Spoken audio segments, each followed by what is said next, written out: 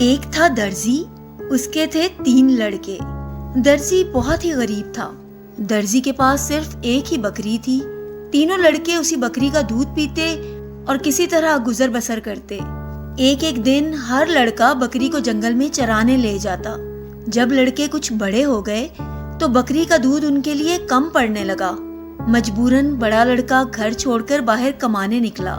چلتے چلتے راستے میں ایک سوداگر ملا۔ سوداگر نے لڑکے سے پوچھا، کہاں جا رہے ہو؟ لڑکے نے سارا حال سنا دیا۔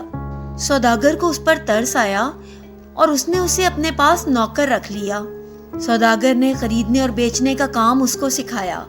لڑکا اپنا کام بڑی ایمانداری اور محنت سے کرتا۔ تھوڑے دنوں میں سوداگر کے کام کو بہت آگے بڑھا دیا۔ سوداگر بہت امیر ہو گیا۔ سوداگر لڑکے کے کام سے بہت ہی خوش ہوا۔ جب کام کرتے کرتے کئی برس گزر گئے تو لڑکے نے گھر جانے کی چھٹی مانگی۔